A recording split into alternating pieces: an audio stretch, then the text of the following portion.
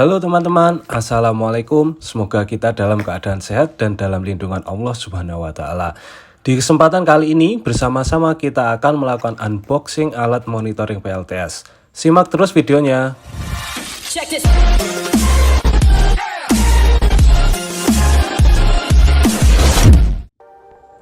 Kalau berbicara tentang alat monitoring PLTS, sebenarnya itu sangat luas sekali ya teman-teman.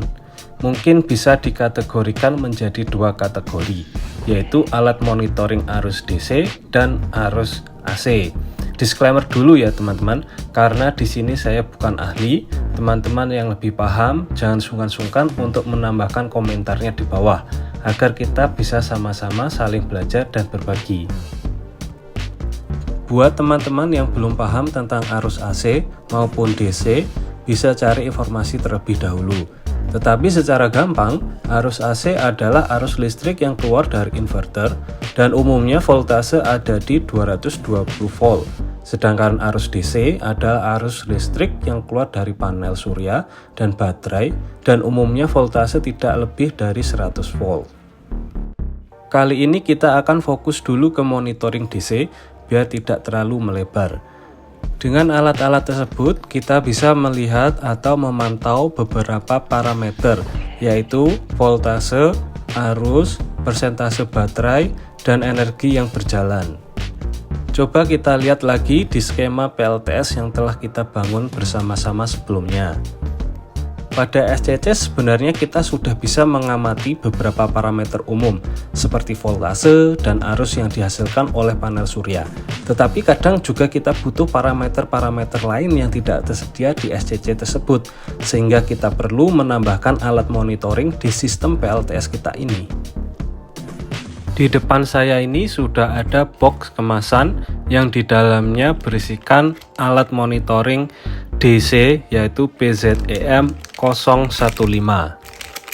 Produk ini dapat mengukur tegangan sampai dengan 200 volt dengan resolusi 0,01 volt dan akurasi 1%. Arus yang diukur bisa sampai dengan 300 ampere dengan resolusi 1 mA dan akurasi 1%.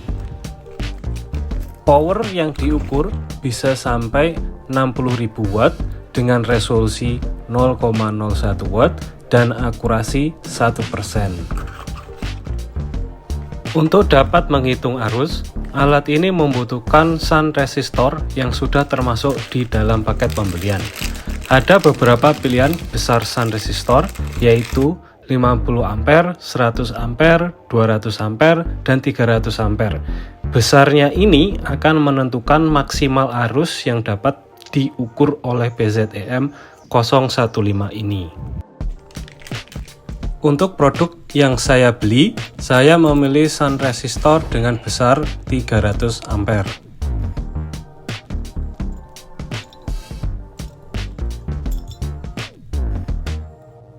Di balik produknya juga tersedia gambar diagram perkabelan dalam memasang perangkat ini, sehingga akan memudahkan untuk memahaminya, bahkan untuk pemula seperti saya ini.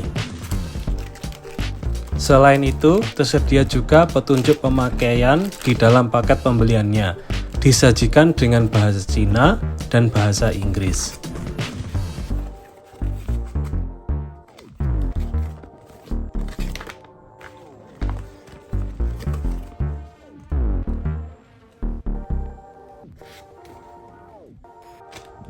Tersedia juga beberapa kabel sederhana di paket pembeliannya, sehingga akan memudahkan kita dalam pemasangannya.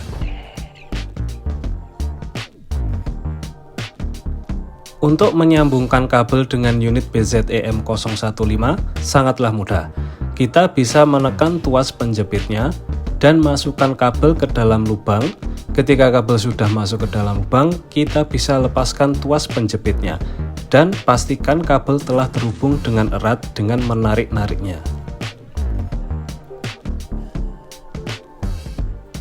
Untuk dua kabel yang terakhir, sengaja tidak akan kita gunakan, karena kabel ini digunakan untuk suplai tegangan apabila tegangan yang akan diamati berada di bawah 8 volt.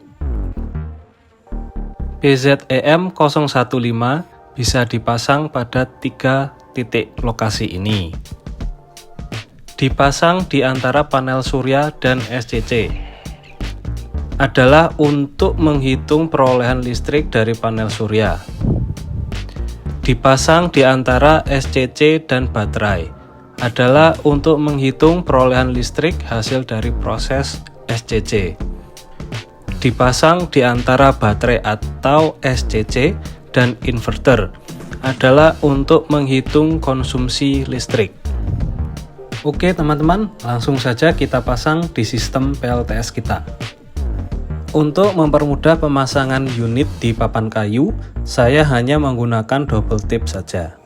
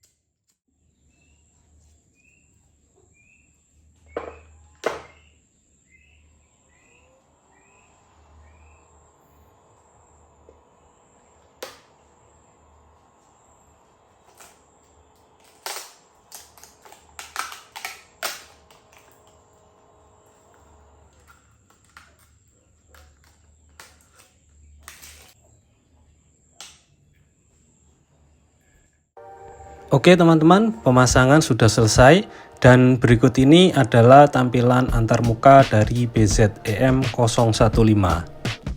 Di sini ada tampilan angka tegangan baterai. Di sini terbaca 13,2 volt.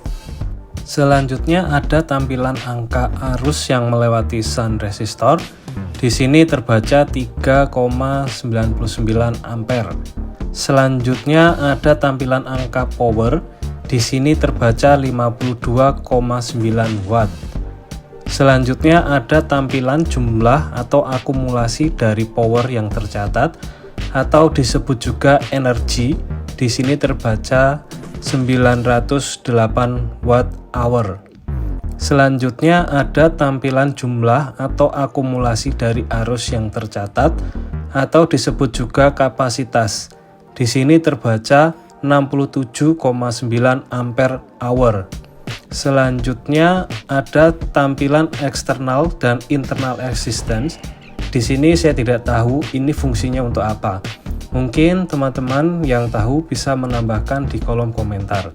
Dan yang terakhir adalah lama waktu nyala dari BZEM015 ini. Oh iya, ada yang terlupakan.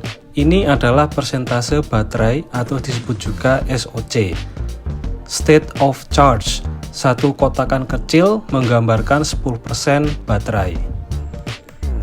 Adapun cara settingnya, teman-teman bisa menggunakan satu tombol fisik di bagian kanan dengan cara menekan dan tahan sampai masuk ke menu setting.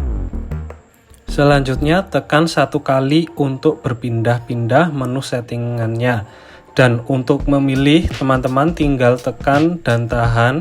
Selanjutnya teman-teman bisa merubah settingannya.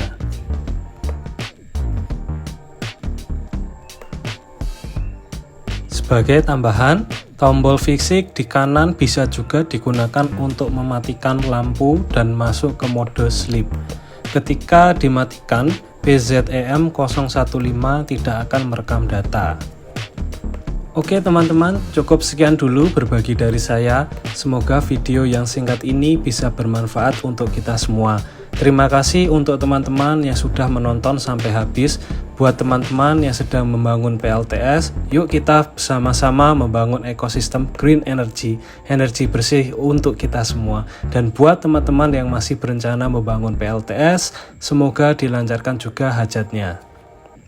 Terima kasih untuk teman-teman yang sudah subscribe di channel ini, dan yang belum bisa langsung diklik tombol subscribe-nya. Dan jangan lupa like dan komen. Sampai jumpa di video selanjutnya. Wassalamualaikum warahmatullahi wabarakatuh.